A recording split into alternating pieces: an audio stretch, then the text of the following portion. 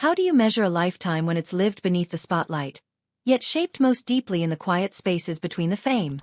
Can a man adored by millions, who spent decades as a symbol of strength, ever truly share the softest truths of his heart? And when someone finally admits who they never stopped loving, what does that say about everything we thought we knew? Robert Redford, the golden face of American cinema, has spent over 60 years building a legacy of talent, purpose, and quiet rebellion. But at 88, after stepping back from the constant pull of cameras and crowds, he's chosen to share something that has stunned even those closest to him. Not a story about Hollywood or success, but one of regret, love, and the memory of a woman who, despite everything, never left the most sacred part of his heart. For generations, Redford has been more than just a movie star. Films like Butch Cassidy and the Sundance Kid, The Way We Were, and All the President's Men made him a screen legend. He stood for integrity, charm, intelligence, and resilience. But behind that timeless face, the quiet smile, and the commanding performances, was a man protecting something fragile. A man who loved, who lost, and who never truly made peace with a chapter of his life that began long before he was famous. That chapter started not in Hollywood, but in the late 1950s, when Redford was still an unknown young artist, searching for purpose in a world that seemed too big for him. He had just returned from studying art in Paris, broke and uncertain about his future. That's when he met Lola Van Wagenen, a 17-year-old from Utah who would become much more than a partner. She was calm, grounded, and steady, everything Redford wasn't at the time. Their connection was immediate and intense, and within a year, they married. It wasn't glamorous or planned with paparazzi in mind, just two young people taking a chance on each other. That leap would lead them into a life they could never have imagined, one filled with triumphs and unthinkable losses. Their first child, Scott, was born in 1959, but tragedy struck only weeks later when he passed away from sudden infant death syndrome. Redford was just 23. The pain of losing a child at such a young age could have shattered their bond, but it didn't. They carried on, building a family and trying to rebuild their hearts. Together they raised 3 more children: Shauna, Jamie, and Amy. And through those early decades, when Redford's career began to explode and the world started to take notice, Lola was his quiet anchor. She believed in his talent before anyone else did. She made a home while he filmed. She held their family together when the pressures of fame knocked on the door. But as with many love stories, fame changes things. The man who was once just Robert from Santa Monica had become Robert Redford, the star. He was no longer just a husband and father. He was now a symbol, an icon, and a brand. Their marriage ended in 1985 after nearly 3 decades together. At the time, it was described as a mutual decision. But now, years later, Redford has begun to speak about that ending with a kind of tenderness and vulnerability that cuts deeper than headlines ever could. The divorce may have been civil, but it left a scar. And that scar, he now admits, never truly healed. The years that followed were some of the busiest and most productive of his career. He built the Sundance Institute, fought for independent filmmakers, directed Oscar-winning movies, and kept his personal life fiercely private. He was seen with companions but rarely opened up. He gave the public what they expected, but behind closed doors, he was still holding on to memories of a simpler, purer love. His second great tragedy would come decades later, in 2020, when his son James, whom he called Jamie, died from liver cancer. The loss was unbearable. But more than that, it unearthed something that had been buried for too long: the weight of the grief he once shared with Lola. The pain of losing one child resurfaced the pain of losing another. And in that spiral of memory and sorrow, something shifted. By then, Redford had long been in a new relationship.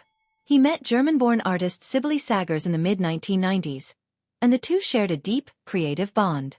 They lived together for over a decade before marrying in 2009. Their love has been steady and respectful, rooted in shared passions and a desire to keep their private life sacred. Redford has spoken warmly of her and what she's brought into his life.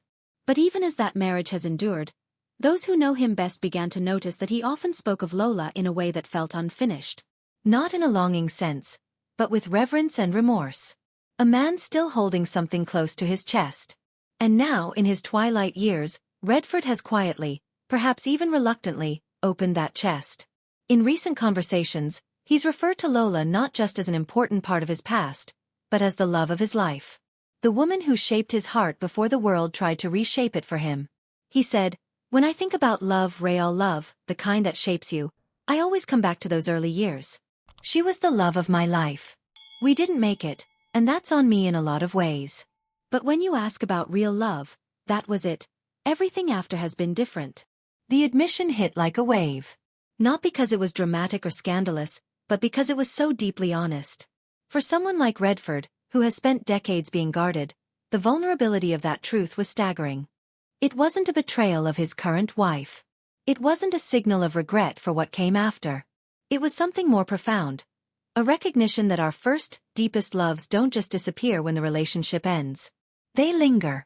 They shape us. They haunt us in quiet moments and reappear when life tests us again. For Redford, that love was tied to the years before the world knew his name. To the woman who believed in him when no one else did. To the mother of his children, the partner through sorrow and success, the one who watched him become who he was meant to be. In the years since James's death, Redford and Lola have become closer again. Not romantically, but through shared grief, family, and memory. They've co-parented, co-grandparent, and kept each other connected to a chapter of life that neither can fully leave behind. That renewed closeness seems to have offered Redford a kind of emotional clarity. It's not about reliving the past. It's about honoring it. About naming what shaped him, not just professionally, but as a man. In doing so, he's given voice to a truth that many people carry but few ever say aloud.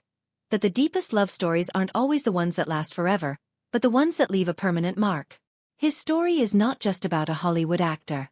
It's about every person who looks back and wonders what might have been if life hadn't pulled two people in different directions. It's about how love can survive even when the relationship doesn't. And it's about the courage it takes, especially late in life, to say out loud what really mattered. For Redford, that courage didn't come during an awards show or press interview. It came in private conversations, in whispered acknowledgments, in the raw honesty of grief and aging. And in those moments, he stopped being just an icon. He became fully human. There's something deeply moving about the idea that even a man like Redford, with all his success and stature, can still be touched, broken even, by love. That he can still look back, not with bitterness, but with a soft ache and say, that was real. That was everything. It reminds us that life's biggest moments often aren't the ones captured on film, but the ones that happen behind closed doors. In hospital rooms. In quiet walks. In the small acts of devotion that never make headlines. Now, as he gently fades from the public spotlight, Redford seems at peace. Not because all his questions are answered, but because he's finally asked the ones that matter. Who did I love? Who loved me before the world knew me? And who stayed with me, in one form or another, until the end? His acknowledgement of Lola as the love of his life isn't about rekindling something old. It's about honoring something eternal. Something that didn't end with divorce papers or time. Something that helped form the man the world came to admire. Robert Redford's confession isn't tabloid material. It's not juicy or sensational. It's something far rarer, the quiet truth of a man who has lived fully, loved deeply, and is now ready to lay down the emotional weight he's carried for decades. He didn't owe the world this truth. But by sharing it, he's reminded everyone that behind every legend is a real person. One who loved and lost like anyone else. And who, in the final chapters of life, finds freedom not in fame, but in honesty. If you found this story moving, take a second to like this video and subscribe to the channel for more stories that go beyond the headlines and into the heart. We'll see you next time.